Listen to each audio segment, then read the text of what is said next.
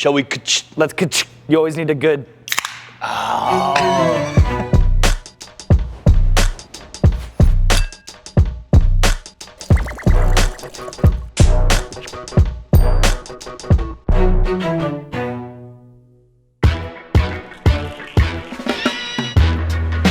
For brewers like me, beer is definitely the spice of life. But for my guest today, spice is literally what makes his world go round and round. I've invited the Wing King himself, Sean Evans from Hot Ones, here to Barcade, one of the best indie craft beer bars in the world, to school Sean on pairings of spicy foods with some really great indie craft beers. But then I got a little surprise for him. I'm gonna pull out a beer that's so spicy, we had to use protective gear to brew with the peppers that went into it.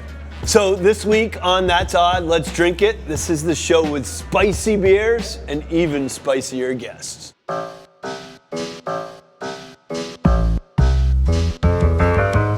Sean, it is early in the morning.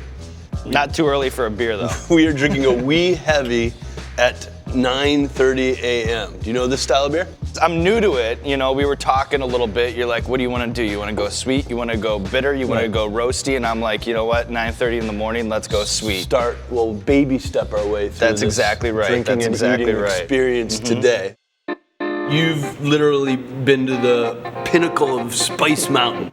When you've gone too far in having something super spicy, is there things that you've turned to, magic tricks that tamp down that spice? What I've found is that once you cross that line, you're just in that zone. So if I eat a Carolina Reaper, I'll tell Chris, I'll be like, after I eat this thing, you guys have 15, 20 minutes to shoot with me. Yeah. Then I'm in the cab and I'm in my apartment and I'm just gonna sort of like ride that wave of pain. And I've found that like, there's not much that's gonna help you get out of that zone. Time.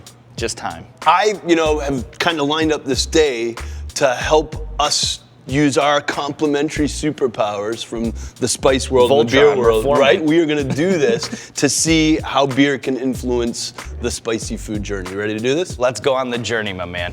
Cheers.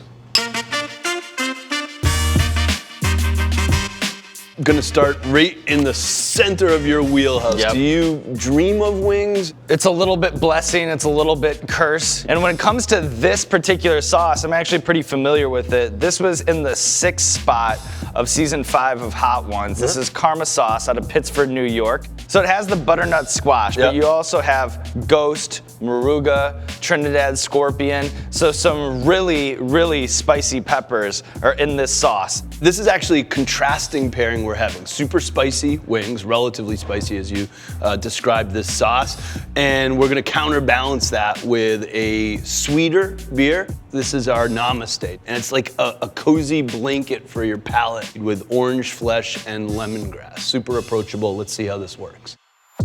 Are you a spicy food guy, Sam? I'm a medium training wheels spicy food guy. I get the second hottest thingy thing at Buffalo Wild Wings, so I don't know what that would be. I always say, what's your second hardest shit? I want to go there. It is a pleasant warming. It's not brutal, right? You know, I think that what ends up happening is that you have such a heavy spice, you have something earthy, something so peppery. And then when I chase it down with a beer that has orange in it, you're not only quelling the spice, but you're also hitting the flavor spectrum in a crazy way. Yep. I think they work well together, don't you? They dance nicely. Heading into second base, we're doing a lamb vindaloo, which is one of the spiciest things you can get off the menu.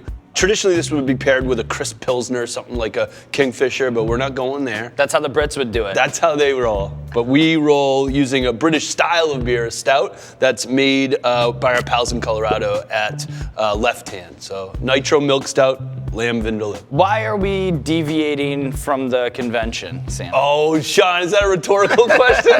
Because we're here. This is spicy, but I don't know if it's as spicy as the wing, is it? I think that the wings were spicier. Yeah. But the lamb's delicious. What do you think of the beer? What do you think of the pairing?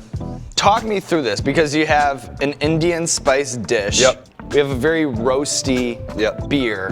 What's the connection? The more you toast barley, the more there's unfermented sugars in it. So it's gonna be roasty, it's super cooked, which is what gives it its color. So it's gonna be roasty, but it's also gonna have some nice unfermented sugars to give it some body that really works to tamp down the spice in the Vindaloo. Well, you know what? The Vindaloo might not have been as spicy as the wing, but the beer just as delicious. Yeah. Next up, we are doing classic street food, a beautiful spicy chicken taco paired with local cane IPA. It's a New England style IPA, which means it's supposed to be this cloudy. What do you think? Off rip, this is the kind that I like. This is a summery IPA. This might as well have crisp written on the glass. Right. And with these New England style IPAs, the intention is to add hops late in the process. So it's more about mouthfeel of hops and aroma of hops, but not a crushing bitterness. With brewing, the earlier you add hops in the process, the more it contributes to bitterness. The later you add in the process, the more it contributes to aroma. Because this is hoppy, but it has a sweet beer taste to it. So that would be why, because they're putting it late in the game. Yep, and that sweetness, I believe, is gonna work well as a blanket for the spice. Let's find out. First things first, delicious 10 a.m. taco. Has a little bit of a kick. Third beer of the day at 10 a.m. How about that? I love hanging out with you, Sam. Right back at you. And then we'll chase it down. People are always trying to help me out. They're always trying to give me tips There's for the how to spicy deal guy. with spice. I got an idea for the spicy guy. Exactly, exactly. And the beer guys always say IPA, IPA, IPA. But the challenge is that alcohol is kind of the enemy of spicy food. It blows it up. So this pairing works with this IPA because it's a relatively low alcohol IPA and it has a nice amount of unfermentable sugar, some sweetness in it. But a higher ABV, you might be just suffering, you know, from the bite of the spicy taco that you ate, and then the beer that you chase it down with isn't helping at all. It's just on your palate. It's turning the volume up. Yeah, alcohol definitely amplifies the spice. We got a nice base in our stomach now, right? We got some I feel full. Right? Mm-hmm. So I say we belly up to the bar. You're the spice lord. I'm coming at you like a spider monkey.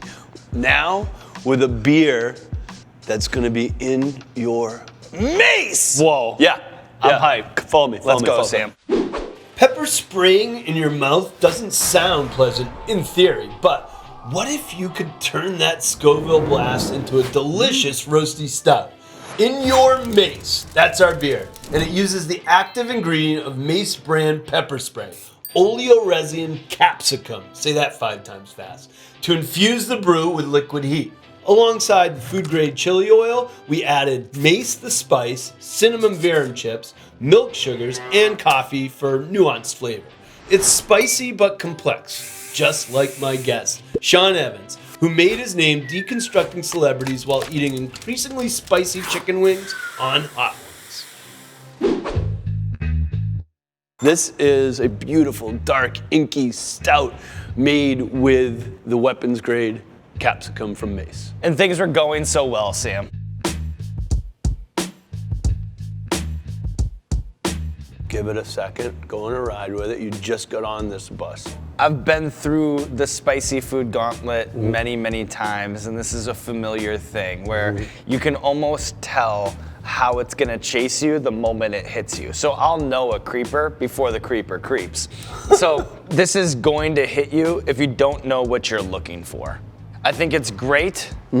I've been here before though. You're on a little jog. I'm on a jog. A comfortable jog. You ready to do some parkour?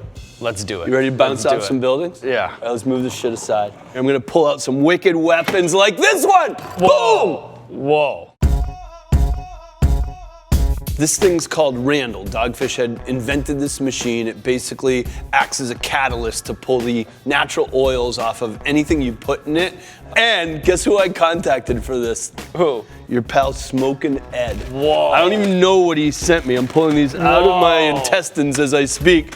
I smell a Carolina Reaper. You're looking at over 2 million Scoville. That's irresponsible. I know that we have chocolate Bhutlahs here, 1.4 million Scoville. And then we have something else that I can't quite put my finger on, but that's very Smokin Ed to send a mystery bag of like whatever. So let's start adding these peppers.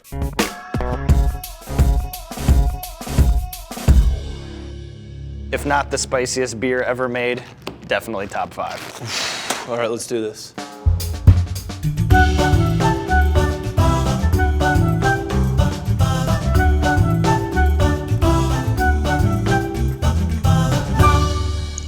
I want you to tell me what you think of this. Cheers. Cheers. Let's go on this journey together. Buckle up.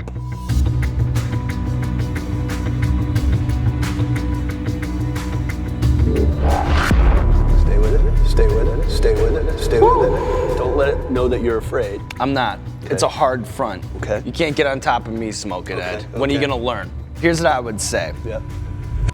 This is by far the spiciest beer I've ever had in my life. I agree.